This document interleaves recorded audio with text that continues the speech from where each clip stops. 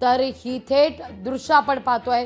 पंतप्रधान नरेंद्र मोदी यांचा हा ताफा आता या ठिकाणी पोहोचलेला आहे अहमदाबादमध्ये आणि रुग्णालयातील जखमींची सुद्धा पंतप्रधान नरेंद्र मोदी विचारपूस करतील. तगडा बंदोबस्त या सगळ्या परिसरात आता ठेवण्यात येतोय. दुर्घटनास्थळाला नुकतीच पंतप्रधान नरेंद्र मोदी यांनी भेट दिलेली आहे. अहमदाबादमधल्या दुर्घटनास्थळाची पाहणी करण्यात आलेली आहे. या विमान अपघातामध्ये आतापर्यंत 265 जणांचा मृत्यू झालेला आहे. तर मृतांच्या नातेवाईकांना सुद्धा पंतप्रधान नरेंद्र मोदी भेट देतील. तर ज्या ठिकाणी जखमींवर उपचार सुरू आहेत त्या रुग्णालय बाहेरची ही दृश्य आपण पाहतोय. तिथं आता मोदींचा ताफा काही क्षणात दाखल होणार आहे आणि नातेवाईकांची या ठिकाणी विचारपूस केली जाईल. केंद्रीय गृहमंत्री अमित शहा यांनी दिलेल्या माहितीनुसार साधारणतः 1000 व्यक्तींचा DNA घेण्याची शक्यता वर्तवली जाते. DNA चाचणी साधारणतः 1000 व्यक्तींची होऊ शकते, कारण ही दुर्घटना इतकी भीषण आहे की ज्यामुळे मृतदेहांची ओळख पटणं हे अतिशय कठीण आहे आणि त्या दृष्टीनं DNA चाचणी फार महत्त्वाची भूमिका बजावणारी ठरू शकते. ही दोन दृश्य आपण पाहतोय. घटनास्थळावरून दुर्घटनाग्रस्त भागात आता पंतप्रधान नरेंद्र मोदी यांनी पाहणी केली आणि त्या ठिकाणावरून पंतप्रधान नरेंद्र मोदी यांचा हा ताफा पुढे रुग्णालयाच्या दिशेनं आता मार्गस्थ झालेला आहे. कोणत्याही क्षणी पंतप्रधान नरेंद्र मोदी यांचा हा ताफा या रुग्णालयात पोहोचेल ज्या ठिकाणी जखमींवर सध्या उपचार सुरू आहेत. त्याकरता आता वाहतूक सुद्धा थांबवण्यात आलेली आहे. बंदोबस्त वाढवण्यात आलेला आहे आणि अगदी काही क्षणात पंतप्रधान नरेंद्र मोदी यांचा हा ताफा अहमदाबादमधल्या या रुग्णालयात आता पोहोचणार आहे.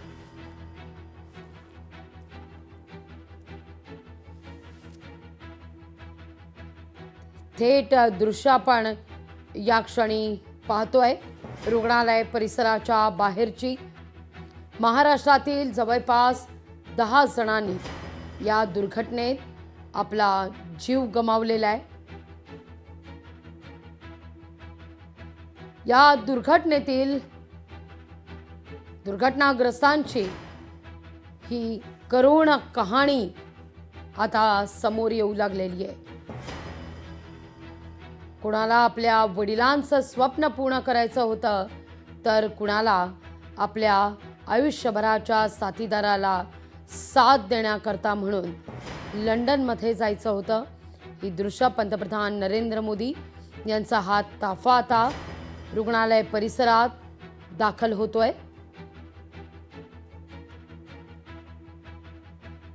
ज्या क्षणी घटनास्थळाची पाहणी केलेली होती आता तिथून हा ताफा रुग्णालयाबाहेर पोहोचत असल्याची ही दृश्य आपण पाहतोय.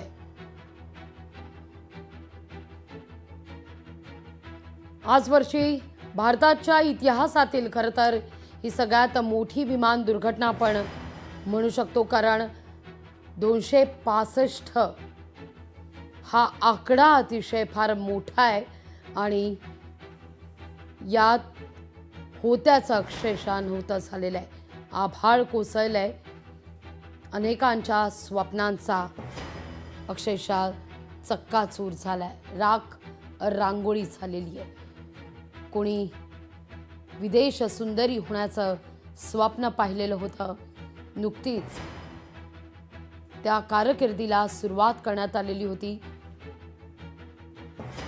डोंबिवलीची आपली कन्या रोशनी सोनघरे आत्ताच कुठं हवाई सुंदरी म्हणून ती यात रुजू झालेली होती एअर इंडियामध्ये आणि त्याच वेळी काळानं मात्र हा घाला घातलेला आहे। अधिक माहिती घेतोय आपले प्रतिनिधी चेतन ननावरे यांच्याकडून। चेतन, ही दोन दृश्य आपण पाहतोय। पंतप्रधान नरेंद्र मोदी घटनास्थळाची पाहणी केल्यानंतर आता ज्या रुग्णालयात जखमींवर उपचार केले जात आहेत, ज्या ठिकाणी नातेवाईक सुद्धा दाखल झालेले आहेत या दुर्घटनाग्रस्त सगळ्यांचे, या नातेवाईकांच्या भेटीकरता पंतप्रधान नरेंद्र मोदी यांचा हा ताफा रुग्णालय परिसरात आता दाखल होतोय। निश्चित लागवी, कारण एकंदरीतच या अहमदाबादच्या विमान अपघातामध्ये 265 लोकांच्या आतापर्यंत मृत्यूची नोंद झालेली आहे। आणि थेट आपण पाहत असो की नरेंद्र मोदी असतील, आता यांकडून एकंदरीत ही विचारपूस आहे आणि सांत्वन आहे ते नातेवाईकांचं केलं जाणार आहे। त्यासाठी ते इस्पितळात दाखल होत आहे। अवघा एका व्यक्तीला प्राण वाचवण्यामध्ये या दुर्घटनेत यश आलेलं होतं। मात्र गुजरात मधील आणि एकंदरीत संपूर्ण देशामधील ही सर्वात मोठी दुर्घटना मानली जाते आणि म्हणूनच काल केंद्रीय गृहमंत्री अमित शहा नंतर आज थेट देशाचे सर्वोच्च नेते असलेले पंतप्रधान नरेंद्र मोदी सुद्धा आता एकंदरीतच या दुर्घटनेमधून कुठेतरी सावरण्यासाठी जे मृत आहेत त्यांच्या कुटुंबियांना दिलासा देण्यासाठी, त्यांचं सांत्वन करण्यासाठी पोहोचल्याचं पाहायला मिळतंय। लागवी, अगदी आपण पाहतोय कोणत्याही क्षणी चेतन आता या ठिकाणी पंतप्रधान नरेंद्र मोदी यांचा ताफा हा दाखल होईल। मोदी अहमदाबादमध्ये पोहोचलेले आहेत। रुग्णालयात जखमींना सुद्धा जाऊन ते भेटतील, विचारपूस करतील। पण सगळ्यात महत्त्वाचं म्हणजे चेतन, आता एक अशी अपडेट सुद्धा समोर येते, एक ब्लॅक बॉक्स सापडलेला आहे जो अर्थातच या सगळ्या दुर्घटनेची उकल करण्याच्या दृष्टीनं फार महत्त्वाची भूमिका बजावणारा असेल। चेतन, ही दुर्घटना कशी घडली, का घडली, काय कॉकपिटमध्ये शेवटच्या क्षणी संवाद होत होता? चेतन, माफ करा, काही सेकंद तुम्हाला थांबवते।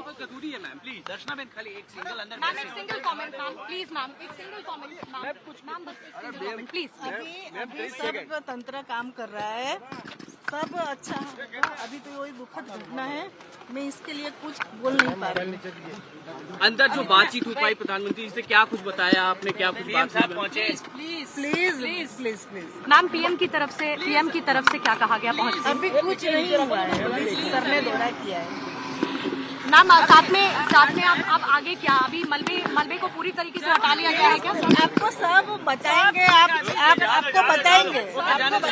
मेयर यहाँ पे मौके पे पहुंचे।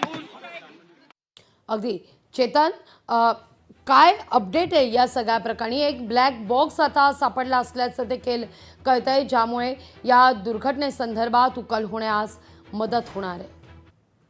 निश्चितच लागवी, काल आपण माजी केंद्रीय हवाई उड्डाण मंत्री प्रफुल्ल पटेल यांच्याशी बातचीत केलेली होती। त्यांनी ही गोष्ट स्पष्ट केलेली होती की विमानतळ प्राधिकरणाकडून एकंदरीतच या अपघाताची, याच नव्हे तर अशा प्रकारे कुठलाही विमानाचा अपघात झाला तर त्याची सखोल चौकशी केली जाते आणि विमान ज्यावेळी उड्डाण घेत असतं त्यापूर्वी आपण पाहिलं असेल, हे अहमदाबादमधील दुर्घटनेमधील विमानही याआधी दिल्लीवरून गुजरातला अहमदाबादला पोहोचलेलं होतं आणि त्यानंतर त्याची एकंदरीत पुन्हा जी पाहणी केली जाते, पाहणी केलेली होती। इतकंच नाही तर पायलट आणि को पायलट उड्डाण करताना एकंदरीत संपूर्ण विमान यंत्रणा सुसज्जपणे कार्यरत आहे का याचीही तपासणी करत असतात आणि त्यानंतरच ते विमान उड्डाण घेत असतं। मात्र विमान उड्डाण घेत असतानाच अचानक जो प्रॉब्लेम झालेला आहे तोही या ब्लॅक बॉक्समध्ये रेकॉर्ड झालेला असतो आणि म्हणूनच कितीही भीषण जरी दुर्घटना असली तरी ही ब्लॅक बॉक्स हा सुरक्षित असतो आणि त्याच्यामधूनच अपघाताची नेमकी कारणं असतात, त्याची कारण मीमांसा करता येते, त्याची कारणं समोर येत असतात आणि म्हणूनच आता या दुर्घटनेतील या ब्लॅक बॉक्सच्या माध्यमातून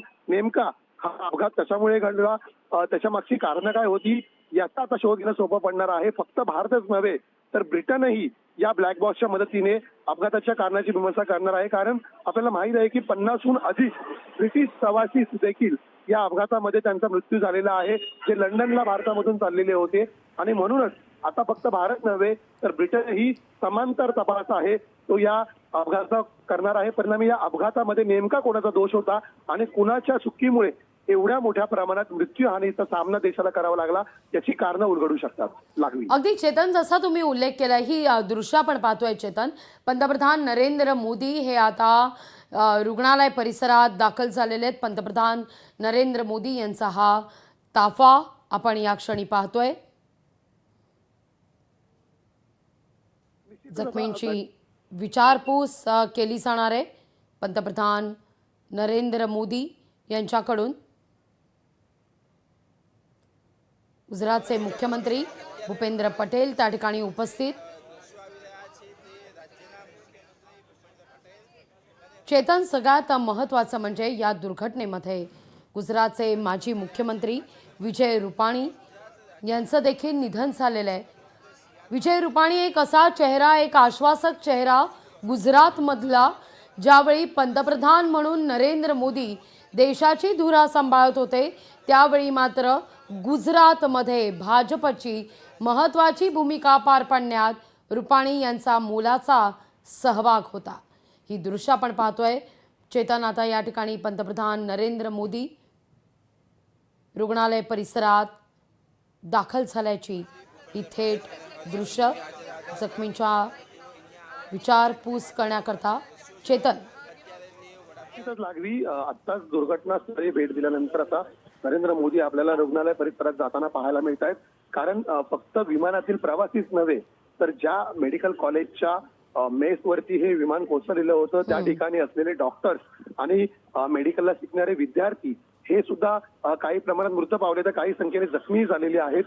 त्यांनाही धीर देण्याची गरज आहे. कारण मोठ्या प्रमाणात रक्ताचा तुटवडा या ठिकाणी भासत होता. त्यामुळे रक्तदान शिबिर आयोजित करण्याचं आवाहनही डॉक्टरांच्या देशव्यापी संघटनेने केलेलं होतं. आणि आता एकूणच एकीकडे डॉक्टर्स आणि दुसरीकडे प्रवासीचे नातेवाईक असं सर्वांना त्याचा धीर देण्याची गरज आहे. कारण आपण जे मृतदेहांचे व्हिडिओज पाहिलेले होते अक्षरशः मृतदेहांची ओळख पटण्याजोगी होती. आणि म्हणूनच आता परिवारजनांचा DNA टेस्ट करून कुठेतरी हे मृतदेह आहेत त्यांची ओळख पटवली जाईल. त्यामुळे सर्वात मोठा धक्का असेल तो कुटुंबांना असेल या मृतांच्या. कारण या प्रकारामध्ये आपल्याला मृतदेह लपेटून घेऊन जावे लागणार आहेत.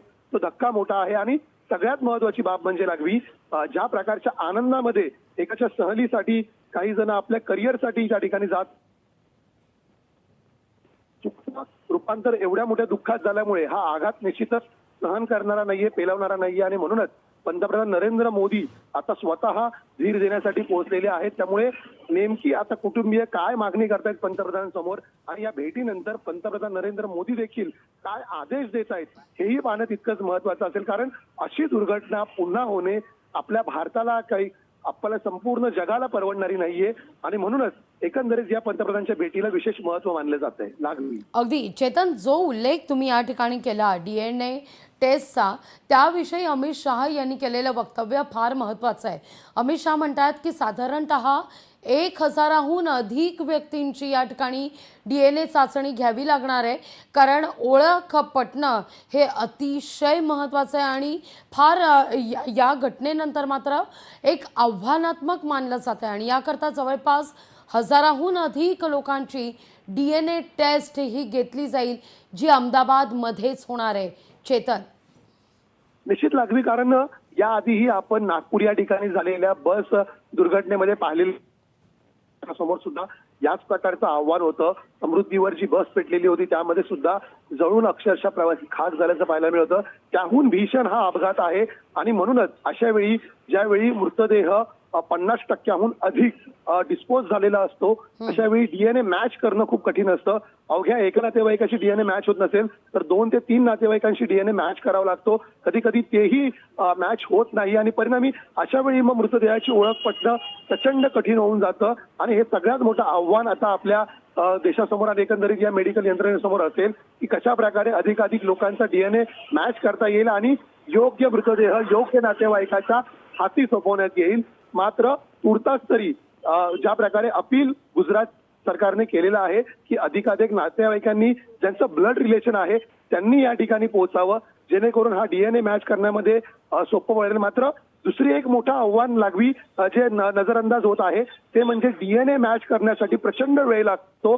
आणि तो इतका वेळ खर्ची होईपर्यंत अशा प्रकारच्या अवस्थेत असलेला मृतदेह ठेवणं कितपत योग्य आहे. त्यामुळे कदाचित मृतदेहाची ओळख न पटवताही अशा प्रकारे मृतदेह याआधीही शासनाने नातेवाईकाच्या ताब्यात दिल्याचं आपण पाहिलेलं होतं. आणि अंत्यसंस्कार एकाच ठिकाणी शासनाकडूनही झाल्याचं पाहिलेलं होतं. त्यामुळे या प्रकरणात शासन नेमका काय सुवर्ण मध्य काढतंय आणि मृतांच्या नातेवाईकाकडून कशा प्रकारे सहकार्य केलं जातंय हेही पाहणं तितकंच महत्वाचं असेल. लागली अगदी चेतन, यात महाराष्ट्रातले जवळपास 10 नागरिक आहेत. अगदी कॅप्टन सुमित सबरवाल सुद्धा महाराष्ट्रातले होते, गोरेगाव पवईमधल्या परिसरात राहणारे होते. त्यांचे देखील मृतदेह हे आता त्यांच्या कुटुंबियांकडे सोपवले जातील. त्यांच्याही मृतदेहावर अंत्यसंस्कार काही दिवसातच या ठिकाणी पार पडतील. पण सगळ्यात महत्त्वाचं म्हणजे महाराष्ट्रानं या दुर्घटनेत दिसत असेल ना असं तुला अगदी चेतन महाराष्ट्रानं या दुर्घटनेमध्ये अतिशय महाराष्ट्राची सुद्धा एक मोठी हानी झालेली आहे. कारण अनेकांनी स्वप्न आपल्या उराशी बाळगलेली होती. मग ती डोंबिवलीची रोशनी असू दे किंवा बदलापूरचे दीपक पाठक, आपण महाडी गोरेगावमध्ये राहणाऱ्या, तर सुमित सबरवाल हे पवईमध्ये राहणारे पवार दाम्पत्य आपल्या लेकाला भेटण्याकरता लंडनमध्ये निघालेले सांगोला इथले रहिवासी. त्यामुळे ही न भरून निघणारी हानी आहे. प्रत्येकाचंच काळीज हे अक्षरशः शब्द नाही आहेत या सगळ्याला, निशब्द झालेलं आहे प्रत्येकाचंच मन या क्षणी.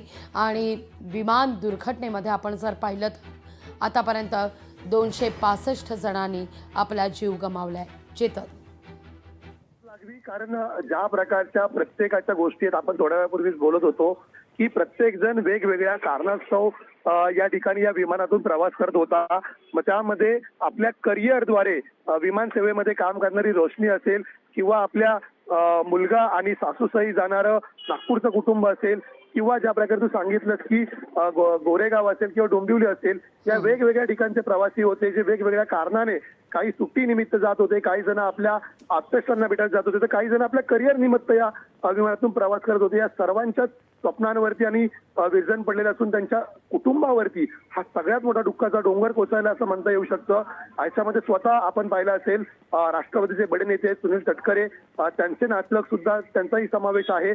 त्यामुळे निश्चितच या दुर्घटनेमध्ये वेगवेगळ्या स्वप्नांचाही सुराडा झाल्याचं आपल्याला पाहायला मिळतंय.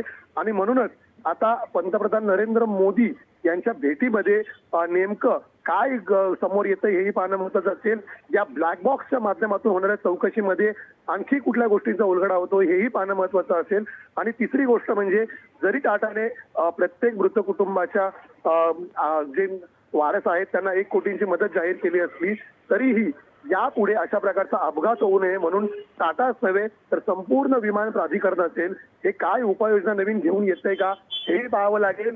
कारण जे जागतिक मानकं ठरलेली आहेत विमान उड्डाणासंदर्भातील त्याच्याशी मिळती जुळतं भारतीय विमान प्राधिकरणाची मानक असल्याचा दावा काल प्रफुल्ल पटेल यांनी सुद्धा केलेला होता. त्यामुळे एकूणच जर आपण पाहिलं असेल की आता या मानकांमध्ये सुद्धा काही बदल होतोय का आणि आणखी सक्त प्रकारे या विमान प्राधिकरणामध्ये यापुढे विमान उड्डाण असतील किंवा त्यांचं लँडिंग असेल त्या संदर्भातील नियमांमध्ये बदल होतोय का हेही पाहावं लागेल. लागवी अगदी चेतन, या दुर्घटनेनंतर मात्र अनेक थिअरीज ज्या आहेत त्या समोर येताना दिसत आहेत. असं म्हटलं जात आहे की या विमानामध्ये जे फ्युएल भरलेलं होतं, इंधन भरलेलं होतं, त्याच्या क्षमतेविषयी काही सवाल हे उपस्थित केले जात आहेत. दुसरा एक मुद्दा समोर येतोय ज्याविषयी राज ठाकरे यांनी सुद्धा काल ट्विट केलेलं होतं, बोईंग ड्रीम लायनर संदर्भातलं. मग त्याचा जो जपानच्या दुर्घटनेचा देखील त्यांनी उल्लेख केलेला होता. या काही थिअरीज समोर आल्यानंतर मात्र पुन्हा एकदा इन्व्हेस्टिगेशन हे कोणत्या पद्धतीनं होणार आहे, काही त्रुटी यात आढळलेल्या आहेत का, याचा देखील उकल होणं, याचा देखील खुलासा होणं हे नितांत गरजेचं आहे. हे विमान असं म्हटलं जात आहे की जवळपास 11 वर्षांपूर्वीचं होतं. या संदर्भात सुद्धा एक थिअरी आता या निमित्तानं समोर येताना दिसते. चेतन निश्चित लागवी विमानाच्या या उड्डाणासंदर्भात ही तांत्रिक गोष्टी आहेत त्याबद्दल काही खुलासे आपण करू शकतो. अर्थातच जरी हे विमान 11 ते 12 वर्षापूर्वीचं असलं तरीही त्याचा मेंटेनन्स वेळेत होत होता का हे पाहणं महत्त्वाचं असेल. त्या संदर्भातील माहिती आता प्राधिकरणाकडून घेतली जाईल जी दरवर्षी घेतलीच जाते. त्याशिवाय विमानांना उड्डाणांची परवानगी मिळत नाही. काही विमानं आहेत जी 20 वर्ष 25 वर्ष अक्षरशः म्हणजे हे जे विमान होतं ते 50 वर्षांपर्यंत सुद्धा सेवा बजावतं. यामधील पायलट होता त्यांची सेवा ही अनेक तासांची सेवा होती. जी एका अनुभवी पायलटसाठी पुरेशी मानली जाते. त्यामुळे विमानाचा मेंटेनन्स सुद्धा होत होता का, कारण 10 ते 15 वर्ष जुनं विमान हे अगदी जुनं मानलं जात नाही. कारण जवळजवळ 20, 25, 30 वर्ष सेवा देणारी विमानही आता आपण सेवेमध्ये कार्यरत पाहत आहोत. त्यामुळे त्या वर्षांच्या कालावधीनुसार या विमानावरती कुठलाही प्रश्नचिन्ह उपस्थित होत नाही. मात्र दरवर्षी होणारा जो मेंटेनन्स आहे तो व्यवस्थित होत होता का. एका प्रवाशाने जे व्हिडिओ विमानाच्या अंतर्गत शेअर केलेले होते, ज्यामध्ये त्याची LED स्क्रीन काम करत नव्हती, AC काम करत नव्हता. मात्र या खूप छोट्या छोट्या गोष्टी आहेत ज्यांचा विमानाच्या उड्डाणाशी थेट काही संबंध नसतो, असंही तज्ज्ञांच्या मार्फत सांगण्यात येत आहे. मात्र जरी या गोष्टींचा थेट संबंध नसला तरीही विमानाच्या मेंटेनन्स वरती मात्र प्रश्नचिन्ह उपस्थित केला जातोय. कारण याआधीही अशाच प्रकारच्या विमानाचा मलेशियामध्ये मोठा अपघात झालेला होता आणि अनेकांना प्राण गमवावे लागले होते. या घटनेची जोडणी केली जात आहे. मात्र तज्ज्ञांचं असं म्हणणं आहे की प्रत्येक विमान, त्याला हाताळणारा व्यक्ती आणि त्याचा होणारा मेंटेनन्स हा वेगवेगळा असतो. त्यामुळे एका विमान दुर्घटनेचा संबंध दुसऱ्या विमान दुर्घटनेशी जोडणं चुकीचं आहे असं तज्ज्ञ म्हणतायत. परिणामी ब्लॅक बॉक्सच्या माध्यमातून आता जे उलगडे होतील यामध्ये नेमकं विमानात कुठला तांत्रिक बिघाड होता का किंवा विमान चालकाकडून कुठली चूक झालेली आहे का, या सर्व गोष्टींवरती जो खुलासा होणार आहे तो मात्र आता या ब्लॅक बॉक्स आणि विमान प्राधिकरणाकडून होणाऱ्या चौकशीअंती समोर येईल. तत्पर्यंत सोशल मीडियावरती मात्र वेगवेगळ्या चर्चांना उधाण आलेलं आहे. मात्र त्यावर अवलंबून न राहता आता या निष्पक्ष होणाऱ्या चौकशीकडे आपल्याला लक्ष ठेवावं लागेल. निश्चित चेतन, जो उल्लेख तुम्ही या ठिकाणी केला की पायलटचा अनुभव जो होता ते अनुभवी होते, कारण गेल्या अनेक वर्ष ते या ठिकाणी सेवा बजावत होते. मात्र विमान उतरवण्यासाठी वेळ मिळाला नाही, या संदर्भात सुद्धा आता कुठेतरी एक चर्चा होताना दिसते. त्या दृष्टिकोनातून सुद्धा इन्व्हेस्टिगेशन हे होऊ शकतं, चौकशी होऊ शकते. निश्चित या चौकशीमध्ये अनेक गोष्टी समोर येतील. कारण काही तज्ज्ञांनी असंही मत व्यक्त केलं होतं की एखादं विमान ज्यावेळी उड्डाण घेत असतं आणि त्यानंतर जर त्या उड्डाण घेतल्यानंतरही जर पायलटच्या मनात कुठली शंका आली तर पुन्हा विमान उतरवण्यासाठी पुरेसा रनवे असावा. मात्र सध्या भारतातील जे रनवे आहेत त्यांची मर्यादा पाहता तात्काळ विमानाने उड्डाण घेतल्यानंतर तात्काळ जर एखाद्या विमानाचं लँडिंग करायचं असेल तर पुरेसे रनवे त्या ठिकाणी उपलब्ध नाहीये. त्यामुळे उड्डाण घेण्यापूर्वीच पायलटला पुरेशी खबरदारी घ्यावी लागते. या दुर्घटनेमध्ये पायलटने पुरेशी खबरदारी घेतली होती. मात्र त्यानंतर अचानक असं काय झालं की विमान कोसळलं, हा सर्वात मोठा प्रश्न आहे आणि हा प्रश्न आता चौकशी अंती याचं उत्तर समोर येऊ शकतं. तोपर्यंत वेगवेगळे जे कयास आहेत ते वेगवेगळ्या तज्ज्ञांकडून आणि सोशल मीडियावर लावले जात आहेत. मात्र त्याकडे लक्ष देऊ नये असं आवाहन प्रशासनाने केलेलं आहे. कारण या विमान दुर्घटनेची चौकशी करण्यासाठी निष्पक्ष आणि स्वतंत्र अशी यंत्रणा आहे. त्यामुळे या यंत्रणेवरती कुणीही दबाव टाकू शकत नाही. परिणामी लोकांनीही सोशल माध्यमावरती ज्या वेगवेगळ्या चर्चा घडत आहेत, ज्या पोस्ट व्हायरल होत आहेत त्याकडे दुर्लक्ष करावं असंही आवाहन आता प्राधिकरणाकडून करण्यात येतंय. लागवी अगदी मी चेतन, तुम्ही असेच आमच्यासोबत जोडलेलं, आम्ही आपल्या PCI टीमला सुद्धा विनंती करते की त्यांनी ही थेट दृश्य दाखवावी. विजय रुपाणी यांच्या निवासस्थानी देखील आता कार्यकर्त्यांनी गर्दी करण्यास सुरुवात केलेली आहे. या ठिकाणी विजय रुपाणी यांच्या निवासस्थानी कार्यकर्ते, त्यांचे आप्त स्वकीय हे दाखल होत आहेत. कोणत्याही क्षणी तिथं पंतप्रधान नरेंद्र मोदी सुद्धा पोहोचतील. तर ही दृश्य आपण पाहतोय रुग्णालय परिसराबाहेरची. या ठिकाणी सध्या जखमींवर हे उपचार सुरू आहेत आणि तिथंच पंतप्रधान नरेंद्र मोदी विचारपूस करण्यासाठी म्हणून पोहोचलेले आहेत. चेतन, आपण ज्या सगळ्या संदर्भात चर्चा करतोय, असं म्हटलं जातं की साधारणतः कोणतंही विमान हे उड्डाण घेण्यापूर्वी त्याची अरायव्हल टेस्ट केली जाते. कारण हे जे विमान होतं ते दिल्लीहून अहमदाबादमध्ये आलेलं होतं, त्यामुळे अर्थातच त्याची अरायव्हल टेस्ट झाली होती अशी देखील आता माहिती मिळते. पण आता जे अपडेट समोर येते की एक ब्लॅक बॉक्स सापडलेला आहे, त्या अनुषंगानं शेवटचा जो मेडे कॉल होता, जे संभाषण होतं, ते संभाषण जर आता हाती लागलं तर मात्र या सगळ्याचा खुलासा होणं अधिक सुस्पष्ट होणार आहे. चेतन, निश्चितच लागवी, कारण दिल्लीवरून हे आलेलं फ्लाईट होतं आणि दिल्लीवरून ज्यावेळी अहमदाबादला उतरलं त्यानंतरच विमानाची मी ज्या प्रकारे चेतन माफ करा, काही सेकंद थांबवते. ही दृश्य पंतप्रधान नरेंद्र मोदी हे आता शासकीय रुग्णालयातून बाहेर पडतायत. जखमींची विचारपूस त्या ठिकाणी करण्यात आलेली होती पंतप्रधान नरेंद्र मोदी यांच्याकडून. आणि आता पंतप्रधान नरेंद्र मोदी यांनी मृतांच्या नातेवाईकांची देखील भेट घेण्याची आता त्या ठिकाणी शक्यता वर्तवली जाते. पंतप्रधान नरेंद्र मोदी हे अहमदाबाद इथल्या शासकीय रुग्णालयात दाखल झालेले होते जखमींची विचारपूस करण्याकरता. आता पंतप्रधान नरेंद्र मोदी त्या ठिकाणावरून पुढे मार्गस्थ होत आहेत. त्यापूर्वी घटनास्थळाची सुद्धा पंतप्रधान नरेंद्र मोदी यांनी पाहणी केलेली आहे आणि ही थेट दृश्य आपण या क्षणी पाहतोय.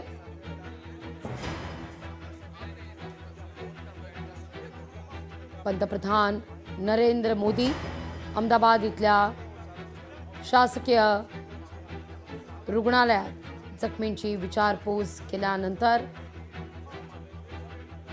पुढे आता पंतप्रधान नरेंद्र मोदी यांचा हा ताफा मार्गस्थ होणार आहे. चेतन, एकंदरीतच पंतप्रधान नरेंद्र मोदी आता यांवरती मोठी जबाबदारी असेल, कारण ज्या प्रकारे 194 भारतीयांसहित उरलेले जे एकंदरीत 76 नागरिक आहेत ते परदेशी नागरिक आहेत, त्यांचा मृत्यू झालेला आहे. त्यामुळे पोर्तुगीज असेल किंवा लंडन असेल किंवा एकंदरीत कॅनडा असेल, या 3 देशांतील नागरिकांनाही आपला जीव गमावा लागला आहे. त्यामुळे त्या देशांच्या प्रमुखांशी सुद्धा आता नरेंद्र मोदी संवाद साधण्याची दाट शक्यता आहे. आणि एकंदरीत हा संवाद साधण्यापूर्वी नेमकी काय परिस्थिती आहे रुग्णालयामध्ये, त्यांचे मृतदेह ताब्यात देण्यासाठी नेमक्या काय यंत्रणांनी तयारी केलेल्या आहेत आणि या प्रकरणातील तपास असेल किंवा या प्रकरणातील उपचार असतील, या संदर्भात सुद्धा अधिकची माहिती आता पंतप्रधानांनी घेतलेली आहे. आणि म्हणूनच या संदर्भातील सविस्तर चर्चा पुढे प्रमुख देशांशी, त्या देशांच्या प्रमुखांशी केली जाईल. आणि तत्पूर्वी हे आपण पाहत आहोत की पंतप्रधानांचा ताफा आता एकंदरीत रुग्णालय परिसरातून निघालेला आहे. मोठ्या प्रमाणात आक्रोश नातेवाईकांमध्ये आहे. तो शमवण्यासाठी आता पंतप्रधान त्यांच्याशी संवादही साधण्याची शक्यता वर्तवली जाते. परिणामी आता पंतप्रधानांकडून नेमकी काही घोषणा होते का, ट्विटच्या माध्यमातून ते काही माहिती देत आहेत का, हेही पाहणं महत्वाचं असेल. लागली निश्चित चेतन, या सगळ्या घडामोडींवर आपली नजर कायम असणार आहे. आता पंतप्रधान नरेंद्र मोदी हे विजय रुपाणी यांच्या कुटुंबियांची देखील भेट घेण्याची शक्यता वर्तवली जाते. चेतन, जो मघाशी देखील मी उल्लेख केला की ज्यावेळी पंतप्रधान नरेंद्र मोदी देशाची धुरा हे सांभाळत होते तेव्हापासून अगदी 2014 पासून गुजरातमधला आश्वासक चेहरा अर्थातच विजय रुपाणी, गुजरातमध्ये त्यांनी अनेक पदांवर समर्थपणे आपली जबाबदारी पार पाडलेली आहे. या दुर्घटनेमध्ये विजय रुपाणी यांचं देखील निधन झालेलं आहे. निश्चित लागवी, कारण एकंदरीतच पंतप्रधान नरेंद्र मोदींचा जवळचा मित्र म्हणून विजय रुपाणी यांची ओळख होती. एक खास आणि खंदा कार्यकर्ता म्हणून त्यांना ओळखलं जायचं. आणि गुजरातची धुरा सांभाळतानाच महाराष्ट्रामध्ये सुद्धा प्रभारी म्हणून त्यांनी काम केलेलं होतं. आणि एकूणच जर आपण पाहिलं असेल की महाराष्ट्रामध्ये मग देवेंद्र फडणवीस यांची मुख्यमंत्री पदी वर्णी लागण्याची बातमी जी असेल, जो संदेश असेल, तो केंद्रामधून महाराष्ट्रामध्ये घेऊन येण्याचं काम असेल, हे देखील रुपाणींच्या हस्ते झालेलं होतं. आणि म्हणूनच फक्त गुजरातच नव्हे तर महाराष्ट्र आणि वेगवेगळ्या राज्यांची प्रभारी म्हणून त्यांच्या हाती दिलेली कामगिरी त्यांनी यशस्वीरित्या पार पाडल्याचंही पाहायला मिळालं होतं. आणि म्हणूनच हा मोठा धक्का गुजरातच नव्हे तर संपूर्ण भाजपला राष्ट्रीय स्तरावर बसलाय असंही म्हणता येईल.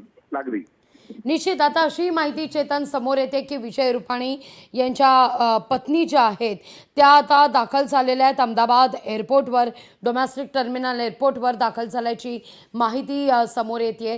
विजय रुपाणी हे आपल्या मुलीला भेटण्याकरता म्हणून लंडनला निघालेले होते आणि त्याच वेळी मात्र काळानं हा घाला घातला. निश्चितच लागवी, ज्या प्रकारची माहिती समोर येत होती की त्यांची पत्नीही त्या ठिकाणीच होती आणि मुलीची भेट घेऊन पत्नीला परत आणण्यासाठी विजय रुपाणी हे रवाना होत होते. त्यांचे विमानतळामध्ये जातानाचे शेवटचे व्हिडिओ सुद्धा आपण पाहिलेले होते. आणि अगदी हसतमुखाने रुपाणी आहेत ते लंडनला रवाना होताना पाहायला मिळत होते. मात्र अशा प्रकारे काळ त्यांच्यावर घाला घालेल, त्यांच्यावर झडप घालेल अशी कल्पनाही कुणी स्वप्नात केली नसावी, त्यांच्या कुटुंबियांनी केली नसावी. आणि अचानक अशा झालेल्या या दुर्घटनेमुळे कुठेतरी रुपानी कुटुंब असेल किंवा भारतीय जनता पार्टी परिवार असेल त्यांच्यावरती मात्र मोठा हा दुःखाचा डोंगर कोसळल्याचं आता पाहायला मिळते आणि निश्चितच आता त्यांची पत्नी या ठिकाणी दाखल झालेली आहेत एकंदरीत त्यांच्याबरोबर DNA चेतन माफ चाचणी करा केली जाईल. काही सेकंद मी तुम्हाला थांबवते प्रतिक्रिया येत आहेत Please, right now I cannot give you any answer, please.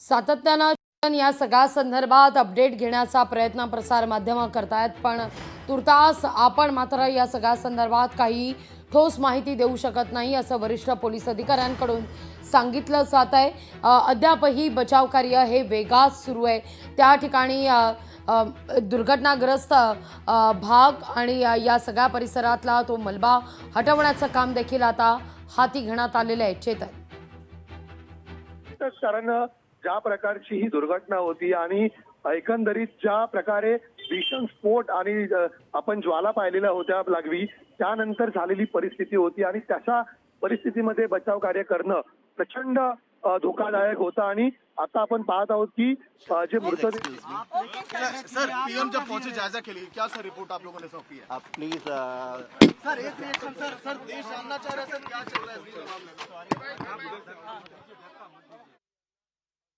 में चेतन आपण पाहतोय या ठिकाणी सातत्यानं प्रतिक्रिया घेण्याचा प्रयत्न केला जातोय पण बचाव कार्य हे our team are already on the work. I told you 6 team of NDRF are here. They are working along with all other teams of the state government and the central government. This much.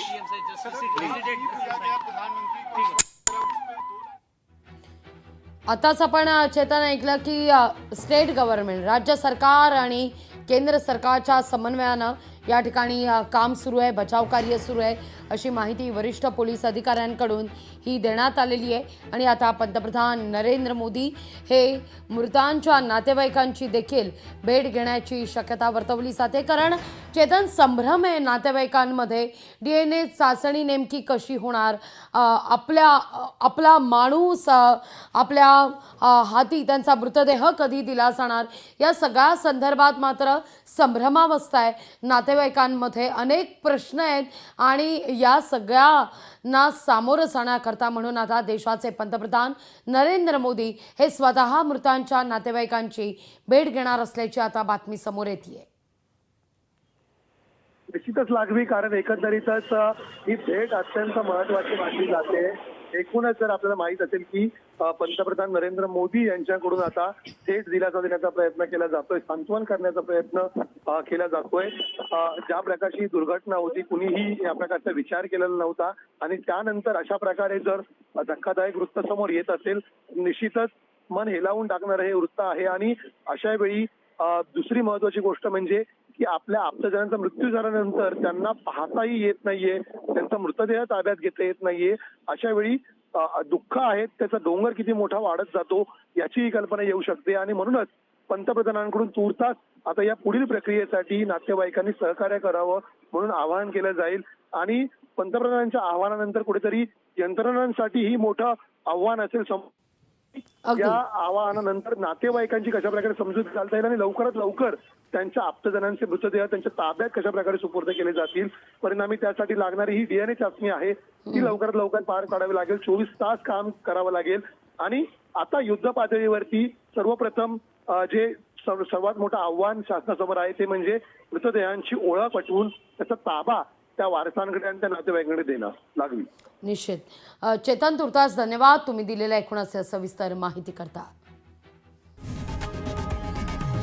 लोकशाही मराठी ऐका पहा जागरूक रहा।